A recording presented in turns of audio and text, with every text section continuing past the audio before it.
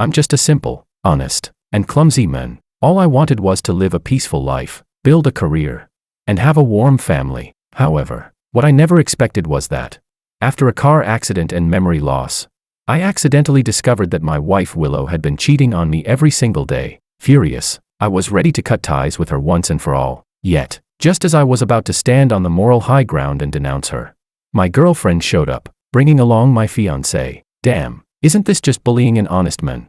Chapter 1. After waking up from the car accident, I only remembered that I had just finished the college entrance exam and was preparing to go to university. But everything around me showed that I had already jumped 5 years ahead. I calmly looked at the girl sitting in front of me. She was peeling a peach while chatting with me about daily life. She complained, "Ugh, it's so annoying. This month I still have to record a new song and a few concerts. I can't spend too much time with you." She was very beautiful. Her young and radiant face carried a charming allure. On her left ear was a diamond earring. Her hair was styled in a side bun, which made her face look even more striking. As soon as she came, she rushed into my arms, then kissed my cheek. It all felt very natural, so I was certain she was my girlfriend. Chapter 2. It seemed that we often spent long periods apart. I quietly thought to myself, does that mean our relationship is stable? I couldn't believe I was actually dating a celebrity from the entertainment industry. With a seductive smile, she said, "How about we go to Bali together next month?" Next month? I had no idea what kind of life I was living now, nor did I want to tell anyone that I had lost my memory. She handed me the peach, then held my hand. With her alluring and beautiful face, she softly asked, "Is your wife still cheating on you now?" Damn. My eyes shook with a level 10 earthquake. I was actually married, and my wife had cheated on me. Wait, so that means I was cheating too? A celebrity actually knew I had a wife yet still dated me. Luckily, I kept my head lowered, so she didn't notice my shock. Chapter 3. I deflected and said, "It's all right, I guess." She asked again, "That kind of shameless woman doesn't deserve any dignity." "Baby, when are you planning to divorce her and give me a proper title?" I was speechless. So I was even planning to divorce my wife and be with her. But honestly, if my wife cheats on me, then divorce really is the right choice. I sank into deep thought. Who exactly is my wife? Then she added, "My manager knows a lawyer who's really good at divorce cases. Don't worry, we'll make sure she won't get a single advantage. I know you might be worried about damaging my image, but my fans are all rational supporters. You don't need to worry." Oh God, I was already completely immersed in her beauty. Who could resist the temptation of such a gorgeous woman? Her voice was so alluring, sultry, and sexy. My heart was tingling and numb. I wanted to sleep with her. I nodded, honestly and obediently. "All right." Chapter 4. She then asked, "Is that perverted female boss of yours still harassing you?" What the hell? Perverted female boss? Harassing me? I was utterly dumbfounded. Could things really be that messed up? She went on, "You should just quit your job. You always have to work overtime on weekend nights, earn barely any money, and still deal with a menopausal female boss giving you a hard time. It just so happens my uncle's company is hiring. You could transfer there and become a manager." So apparently I was working now, and often doing overtime. What a miserable life. And being harassed by a female boss too. That was beyond bizarre. She must be old and ugly. I nodded absent-mindedly. Just then, my phone rang. Contact name, Boss Freya. Such a nice name. What a pity. My girlfriend motioned for me to answer. She pressed the speaker button. For some reason, I felt a bit guilty inside and also unhappy with her doing that, but I didn't say anything. On the other end, a cold and clear female voice said, "Where did you go? Why didn't you come to work?" The voice sounded like a young woman, not old at all. Chapter 5. I cautiously replied, "I was in a car accident this morning. I'm in the hospital." She sounded worried and asked, "Are you okay? Which hospital?" I told her the hospital's name. My girlfriend still had concerts to prepare for. Based on her words, I concluded that she had just arrived in S-City last night, so I went to find her and spent the night with her. In the morning, I left, and during our call, the accident happened. So it seemed my relationship with my girlfriend was stable and affectionate. First, I had to get divorced. Once divorced, I could be with her openly and proudly. But something felt odd. I had always been an honest, dutiful man. How did I end up cheating? It must have been because my wife cheated on me first. Then I was oppressed by my menopausal boss, which gradually twisted my personality, pushing me into having an affair. I never imagined my adult life would turn out this bitter. Luckily, I had such a beautiful girlfriend to comfort me. Otherwise, I might have gone completely dark. My boss rudely hung up the phone. My girlfriend clearly despised her. She said she had to attend an endorsement event, wearing a mask and a baseball cap. She left first. Her body was curvy, voluptuous with perfect proportions. and I desired her even more. Next time we meet, I'm definitely going to taste the forbidden fruit. Back in high school, I used to be curious about such things. Never thought I'd just wake up one day and actually get to experience such ecstasy with a gorgeous woman. Chapter 6. The guy in the bed next to mine looked at me enviously and said, "Your girlfriend really cares about you." I grinned and replied, "Of course, our relationship is stable. We're planning to get married." He nodded. "Not only does she have a good personality, but she's also gorgeous. Though, she does look kind of familiar." Since we were sharing a ward and a bit bored, we started chatting. Coincidentally, he also knew my girlfriend, Sophia. Apparently, she had recently gone viral after appearing on a variety show, thanks to her sultry makeup and styling for a song performance. Even someone like him, who normally never watches such shows, had seen her all over his feed. He kept going on about how beautiful Sophia was, how great her figure was, and even said that dating a girl like her would make life worth dying for. I almost started to doubt his eyesight. He praised her that much, yet when she stood right in front of him, he didn't even recognize her. Chapter 7. He said Sophia once mentioned in an interview that men should be understood. Because of that, many big bloggers accused her of being a pick-me girl, so quite a few people online hated on her.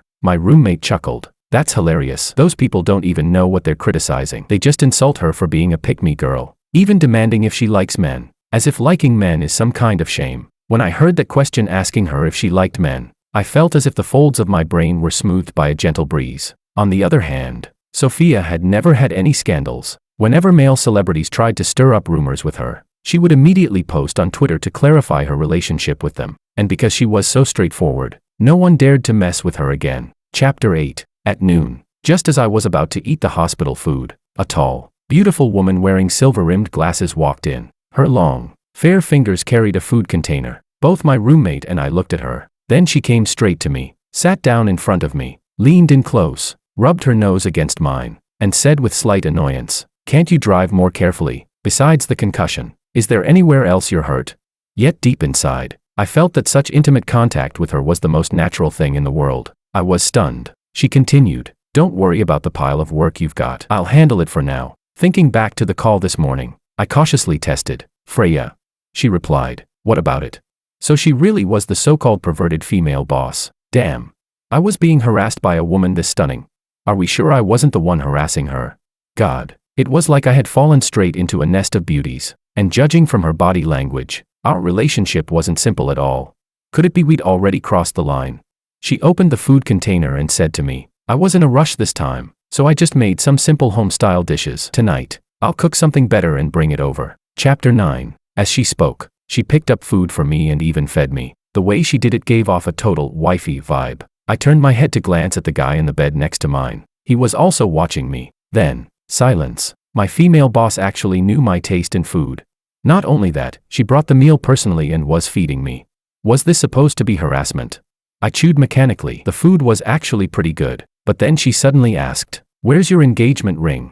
I looked at her in bewilderment. She raised her hand, showing a plain ring, and said, "I've been wearing mine all along," which implied I wasn't wearing mine, and that was my fault. Wait, we were engaged. She looked at me knowingly, almost as if she could see right through me, and said with annoyance, "Still trying to hide it from your wife? When are you finally going to tell her?" I heard my roommate in the next bed suck in a sharp breath. I wanted to do the same, but I held it in. Chapter 10. She was clearly upset. Even the hand feeding me carried a trace of resentment. Pressing her lips together, she said, "George, what makes you think I'll be your mistress forever?" Her cold eyes bore into me. My scalp tingled, and under her pressure, I had no choice but to promise, "I'll get divorced as soon as possible. Otherwise." I was genuinely afraid she might poison me. Her expression softened slightly. She blinked and smiled. "That's better. My parents keep asking when we're getting married. You'd better finalize things soon. Or if my parents find out, it'll just create another mess." I nodded randomly. Someone had to be lying. There was no way I could have a girlfriend, a fiancée, and a wife at the same time. There had to be some hidden truth behind all this. I was supposed to be a simple, honest man. Back in middle school and high school, all I ever thought about was studying. I never even dated. I was so upright that teachers told other students to learn from me. There's no way that 5 years later, I would have become such a despised scumbag. Chapter 11. As I was thinking, she asked, "Have you quit smoking? Are you taking folic acid?" I blinked, confused. What the heck? She looked at me disapprovingly and said, "Didn't we agree to prepare for pregnancy? I've been taking folic acid for 2 months already." But you're so inconsistent. I stammered. Why, you're pregnant? She tilted her head and said, what's wrong with you? We're preparing to have a baby. That's the plan. I was completely lost for words. Preparing for pregnancy with my mistress behind my wife's back. She pressed her lips together again and said, you should separate from your wife first. Otherwise, I'm afraid something might happen. She's so dirty. What if you catch something from her? Her expression grew darker as she said, enunciating each word, if that cheating woman messes around with other men again, I won't let her off. An old and ugly hag like her, married to you, yet still fooling around with others. My wife was old and ugly. Oh my God, how did I even manage to kiss her then? Was that the reason I didn't get close to her, which led to her cheating on me instead? But then, why did I marry her in the first place? Was it because I'd given up on life and stopped working hard? While I was still trying to figure it out, Freya pulled out 2 pills. She swallowed one, then handed the other to me, saying, folic acid, hurry and take it. My scalp went numb. In my heart, I still felt like a high schooler. How had I ended up married, preparing for kids, and now even taking folic acid? But I nodded and said, no problem. Only then did she look satisfied. Chapter 12. As soon as she left, I immediately pulled out my phone, hoping to find some clues, but my phone was cleaner than my own face, absolutely nothing there. Especially regarding those 2 people. The chat history with my girlfriend and my fiancé was completely blank. Damn it, who deleted them? Was it really that shameful? The only conclusion I could draw was that I had 3 women in my life, but since my wife was cheating, I could set her aside for now. Better deal with the wife first. But, who exactly was my wife? My contacts didn't even have notes. Still, I quickly found out who she was. Chapter 13. At 2 in the afternoon, a mature and elegant woman walked into the ward. She wore a blue V-neck dress, her tall figure and long legs making her look especially stunning. She exuded a sophisticated, intellectual aura, every movement filled with irresistible charm. The moment I saw her, my heart began to pound uncontrollably. Wasn't this Willow, the school beauty I had secretly loved all through middle and high school? So I hadn't loved the wrong person after all. She was even more enchanting than she'd been as a student. I stared at her, practically drooling. She came closer, then hugged my arm, asking tenderly and affectionately, honey, why were you so careless? Chapter 14. Honey. I was stunned. My supposedly old, ugly, cheating wife was her. I exchanged a glance with my roommate in the next bed. His eyes were fixed blankly on the ceiling. Silence. I sank into deep thought. Oh God, my dream had shattered. I had loved her for so many years. She was my youth. Why did she have to cheat on me? She asked, what's wrong with you? Frowning, she looked at me with a hurt expression, her voice soft and aggrieved. What's wrong? Did you miss me? I'm sorry, honey. I know this business trip took longer than it should have, but I won't be leaving again for a while. Please forgive me. Okay. I was completely subdued by her gentle aura and soothing voice. So this was the reason I hadn't divorced her even after being betrayed. Was it because I still believed that love could numb the pain? Had she even knelt before me with this very body, crying and begging for forgiveness? It seemed that the older me hadn't matured at all. Instead, I had become indecisive. How could a cheating woman be tolerated? Resolute at last, I said directly, no need to apologize. I'm not falling for that. Let's get divorced. Chapter 15. Her body stiffened. In disbelief, she asked, what did you just say? I avoided her gaze and said, cheating only comes in 2 amounts, 0 times or countless times. No matter how cowardly I used to be for not divorcing you, I must divorce you now. She laughed angrily, frowning. George, what did you say? Me cheating? When have I ever cheated? Explain it to me clearly. I froze. But both my girlfriend and my fiancé said she had cheated on me. Yet, judging from her expression, she didn't look like she was lying at all. Oh God, who on earth was lying to me? Is it even human to deceive an honest man like this? Forget it. I'd have to investigate later. So, I grinned, grabbed her hand, and said, ha ha ha, just kidding. I was acting. How was my performance? Her expression darkened. She glared coldly at me and said, don't ever let me hear the word divorce again. That word doesn't exist in my dictionary, only. I quickly interrupted. Of course, of course.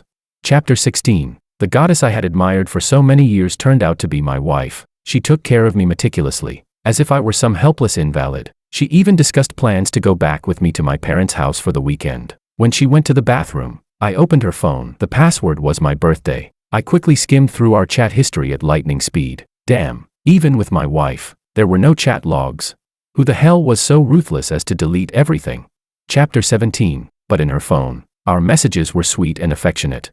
We messaged almost every single day.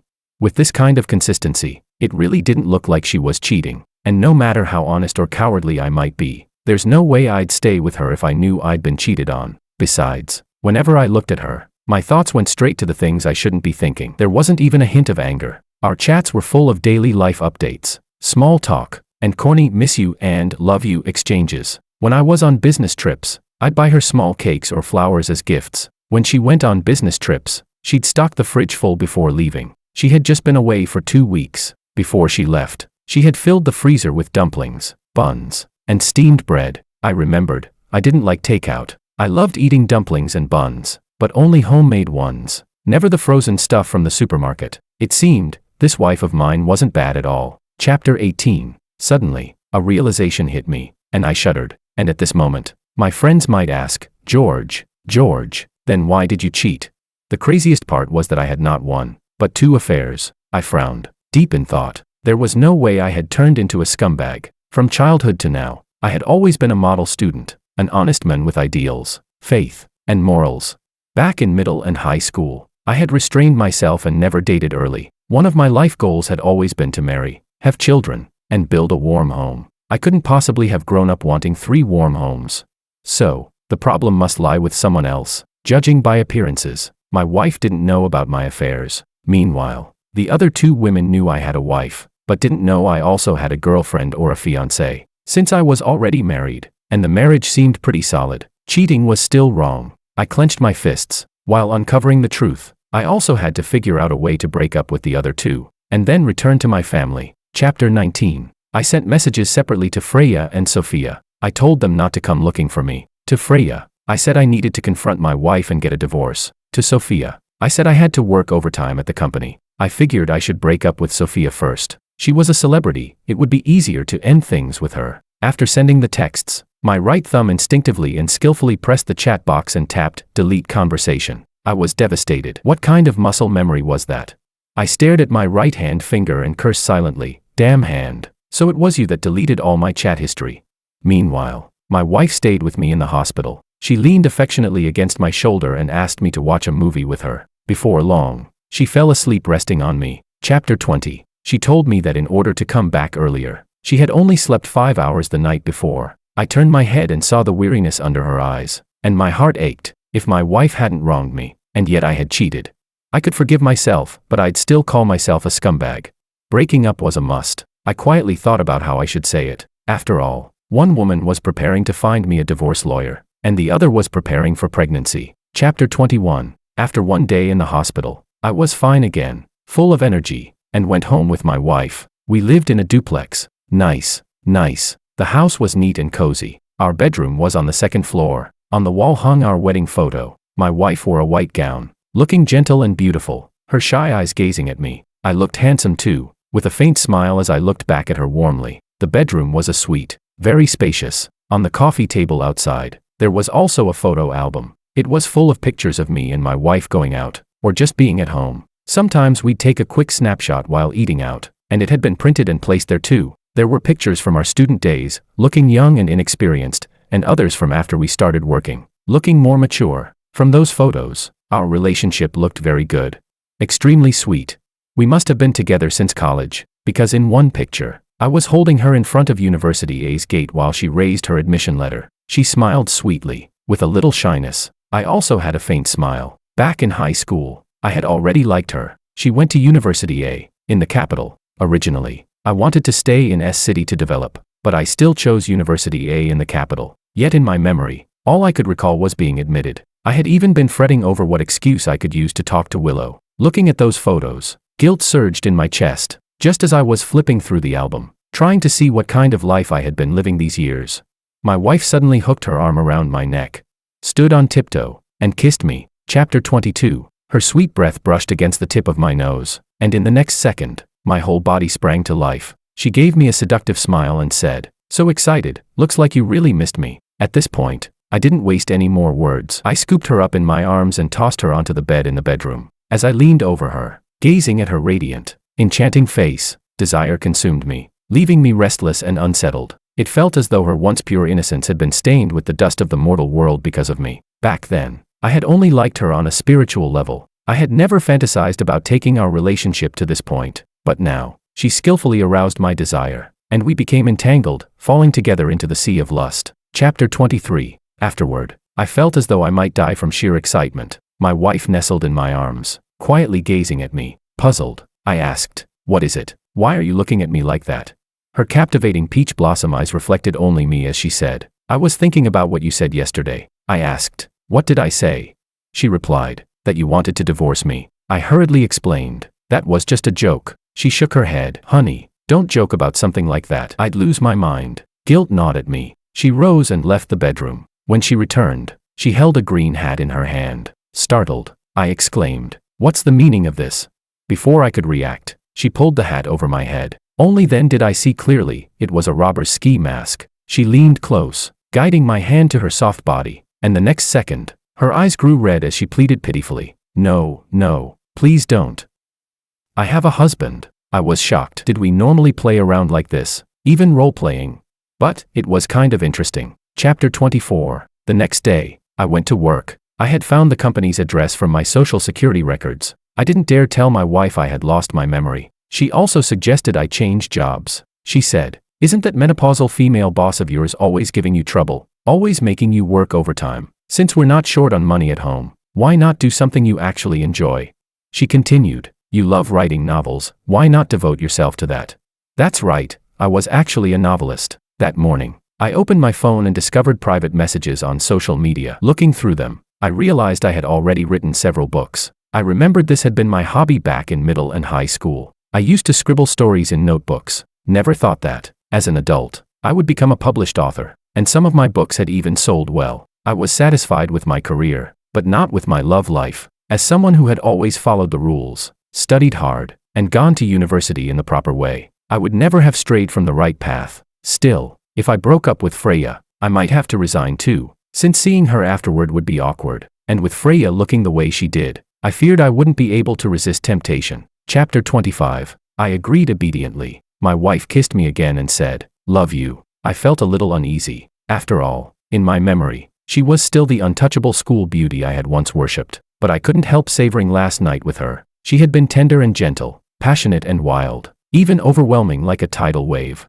Who would have thought that behind her graceful and quiet exterior hid such madness? She even whispered things to speed up my attack, so to speak, compared to her usual image. It was a striking contrast. Chapter 26. Carrying the sweetness of being with my wife, I went to the company. From my emails, I figured out my job title. Before heading in, I ordered a big bag of breakfast and asked the receptionist to bring it to my desk. Sure enough, the receptionist knew where my seat was and delivered it. I let colleagues who hadn't eaten breakfast help themselves. When my boss Freya saw the group crowding around for food, she walked through them and entered her office. I looked toward that office and made up my mind. I had to break up with her. I couldn't betray my wife. Chapter 27. After the colleagues returned to their desks, I turned on my computer. Thankfully, my habits hadn't changed. I had a clear to-do list, and even a dedicated document recording various work points. Following it step by step, I quickly got back into the rhythm. At 10 a.m., Freya messaged me to come in. I clenched my jaw, tightened my fist.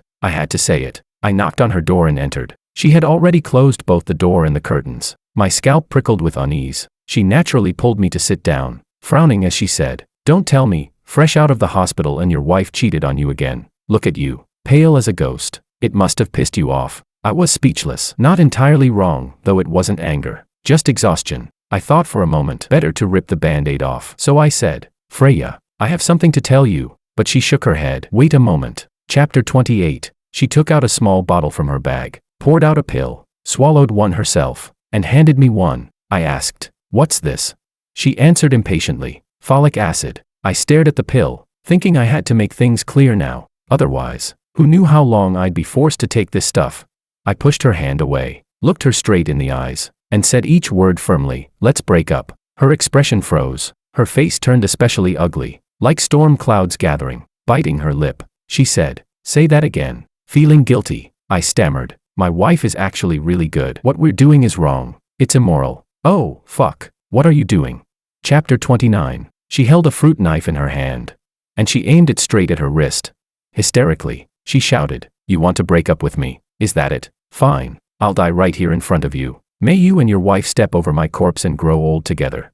Her eyes burned with hatred as she glared at me. George, I've been your shameful mistress for half a year. What did you give me? You gave me hope, only to shatter it with your own hands. Fine, break up, but I'll make you regret it for the rest of your life. Saying that, she moved to slash her wrist.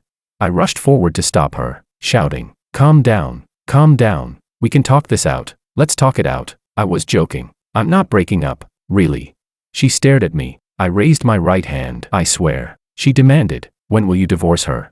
Grinding my teeth, I forced out, I just need a little more time. She snorted coldly. George, what makes you think I'll stay your mistress forever? I was speechless. If I tried to break up with her, she threatened to die. Women's thoughts, you can't possibly guess them. Finally, I understood why I'd slipped up. She was forcing me with the threat of death. If I refused and she really did die, my conscience would never be at peace, so I could only soothe her. Soon. I'll bring it up as soon as I get home. Chapter 30. Then, her demeanor shifted again. She leaned on my shoulder, sitting sideways on my lap, and whispered tenderly, I love you, George. Without you, I'll die. She kissed me, and it felt pathological. She even swallowed the pill herself, then pushed it into my mouth with a kiss. I swallowed helplessly, afraid she'd threaten to kill herself again. The next moment, she straddled me, and by the time I realized what she was about to do, it was already too late. Afterward, I couldn't even bring myself to look at that chair. When I finally tidied up my clothes, she had already returned to her icy, domineering boss persona. Awkwardly, I stood, ready to flee, but she grabbed my arm and instructed coldly, pack up. Tomorrow, the two of us are going on a business trip. She paused, then sneered, after all this time, how are you still acting like some rookie? I just never imagined it would be this absurd. Yes, I was forced. Yes, I gave in out of kindness, trying to save a life, but still, messing around in the office. My current mindset is still that of a freshly graduated high school student. Suddenly being promoted to such a wild adult version. It feels like I'm no longer pure. Chapter 31. I sat at my desk, lost and broken. My boss was impossible to reason with. What was I supposed to do? I never thought she would turn out to be this kind of person. I suspected that even from the very beginning, she had cornered me with her life or death threats. Since I couldn't deal with my boss yet, I'd handle Sophia first. But this time, I couldn't be reckless like I was with Freya. Otherwise, I'd fail again. I had to come up with an excuse. That evening, I told my wife I had to work overtime. I told my boss I had to go home early to confront my wife. And then I made an appointment with Sophia. As I watched my fingers skillfully type out excuses and then just as skillfully delete the chat history, I fell into despair. The one betraying me was my own fingers. These fingers had grown in vain. Chapter 32. Sophia had chosen a very secluded restaurant. When I arrived at the private room, she was already waiting inside. Before I could even open my mouth, she pressed herself against me, showering me with countless kisses. It felt as if my body knew hers all too well. Damn it, my traitorous mouth betrayed my soul, kissing her back eagerly, like I'd never tasted saliva before. Just like in Freya's office, by the time I realized what she was about to do, it was already too late. After it was over, I found myself thinking about buying kidney supplements. That was the real priority, not some damn folic acid. Chapter 33. While straightening my clothes, I couldn't help but think to myself, sleeping with such a gorgeous woman really was satisfying. She clung to me coquettishly, saying, did you miss me? You were in such a hurry to see me. Awkwardly, I dodged her kiss, but she just leaned in again. I'll admit, I enjoyed it, being forcibly kissed by a beauty who could understand that feeling. But I had to steady my resolve and not waver. Chapter 34. I cleared my throat and said to her, there's something I need to tell you. Her eyes still glistened with longing as she asked, what is it? I said seriously, I can't divorce my wife because she's pregnant with my child. Sophia immediately sat upright. In an instant, her demeanor shifted from sweet and dependent to sharp and menacing. All of her gentleness vanished. My scalp prickled, ready for her to pull out a knife and threaten self-harm. Thankfully, she didn't. She asked me calmly, how far along is she? Chapter 35. I stammered, 3 months. We just found out. She thought for a moment, then said, but is it possible the child isn't yours? 3 months ago, you told me she cheated on you, that's why you. I was speechless. I said, it's mine. She asked, how do you know it's yours? I said, I just know. She scoffed, I don't believe you. I'll go to her right now and make her get a paternity test. You're not going to be some backup option. With that, she stood up, grabbed her car keys, and was ready to leave. I was dumbfounded. I hurried to stop her. What are you doing? She snapped angrily. Didn't I say it already? I'll confront your wife. You don't love her, and she doesn't love you. You two should divorce instead of keeping you as her spare. That would be better for everyone. I nearly died on the spot. Quickly, I begged. Miss, I was wrong. She's not pregnant. I was joking with you. She frowned. Then what's your point? Lowering my head, I said, I'm sorry. I can't divorce my wife. I've already wronged her enough. I don't want to keep this up between us. You'll find someone better. Damn. What are you doing? Chapter 36. She pulled out her phone and drafted a post. It read, George's wife. Please leave him. He doesn't love you. In love, the unloved one is the real mistress. I grabbed her hand. What are you doing? She said, I'm going to make our relationship public. Damn it, our relationship. Was it even something to be made public? She was a celebrity. We locked eyes. 3 seconds later, I said, I'll bring up divorce as soon as I get home. During dinner, she suddenly said, you reminded me. We should have a child. My scalp went numb. But you're still in the middle of your career, she replied. If necessary, I can leave the industry, return to family life, and be a devoted wife and mother. I was speechless. I said, I think we're still young. We should focus on learning. She frowned. So you don't want to have kids with me? You want to keep a way out for yourself? George, what about me isn't good enough for you? I have the looks, I have the body, and I love you far more than you love me. Why are you always running from me? Always running from her. So this was another one who clung relentlessly. Was it really this dangerous for an honest, upright man like me to go out into the world? I could only try to appease her. Okay, fine. Let's have kids, however many you want, even 100. I won't stop you. Satisfied. Inside, I screamed silently, but in reality, I shrank down like a quail. Chapter 37. After dinner, she asked me to accompany her to a pharmacy. I had to admit, my girlfriend was truly stunning. Even when she went out wrapped tightly in a baseball cap and mask, she still looked so breathtaking. A real head-turner. In that moment, I thought maybe it wasn't so bad we hadn't broken up. But that thought vanished the instant I saw what medicine she bought. I asked, what's this? She said, folic acid. Damn it, she added, for pregnancy prep. 1 pill a day for each of us. I accepted it with a smile. I went home, exhausted at heart. Chapter 38. Back home, I immediately felt a wave of relief. But my wife was sitting in the living room with an unhappy face. The moment she saw me, she looked at me blankly, without expression. My gut told me this was bad. She said, 2 women sent me messages. I stammered. What? She said, they both claimed that you and they were true love, and told me to leave on my own. She handed me her phone. Damn it. How did they even get her number? Message 1, Miss Lou. Gio loves me. We're in a hurry to marry and have children. Please leave on your own. Gio is too nice to say it outright, but I think you should know your place. Message 2, I'm Sophia. George and I are true love. You set the conditions, but divorce quickly. I'm already preparing for pregnancy. Chapter 39. I was already expressionless. Willow asked, who are they? I hesitated, then answered, maybe some lunatics just released from a mental hospital. What normal person would send such messages? Before she could respond, the doorbell rang. She went to open the door. I sat on the sofa, feeling as embarrassed as if I had cut class early to grab lunch in high school and got caught by the teacher, dragged off to stand in the office. My mind scrambled for excuses. And then, from the door, I heard a familiar voice. Hello, I'm George's fiancée. My name is Freya. My head turned mechanically. I didn't dare open my eyes, hoping it was all just an illusion. Chapter 40. In the living room, Freya thoughtfully brought along a fruit basket, but I suspected what she really wanted to bring was a baby. Silence. Silence is golden. Freya smiled warmly at my wife Willow. She said, I didn't expect Miss Lou to be so young and beautiful. George always said you were a nagging old hag, ugly and worn out. Willow Lou crossed her arms, silently watching her. Freya gave me a playful smile and said, I know you can't bring yourself to say it, so I'll do it for you. Expressionless, I went to put away the fruit knife on the coffee table. Willow looked at me, then at her, and asked Freya, are you the one in a hurry to get pregnant? Freya looked surprised. What? Before my wife could explain, the doorbell rang again. Willow tilted her head toward the door and instructed, go open it. Chapter 41. Freya went to open the door. I stayed standing in the same place, not knowing what to do. At the entrance, a familiar voice sounded again. Hello, I'm George's girlfriend. My name is Sophia. I wanted to die at that very moment. In the living room, the 4 of us each occupied a sofa. Willow, with her arms crossed, sat at the head of the room. Glancing sideways at Sophia, she said, are you the one who asked me to set conditions? Sophia asked. What? Willow, unshaken, tapped her fingers on the tea table and said, one calls herself my husband's fiancée, and another claims to be his girlfriend. Both want me to divorce him. Then she looked at me and asked, honey, what do you have to say? Chapter 42. Freya asked me, George, who is she? Sophia asked me, George, how come in your house there's both a wife and a fiancée?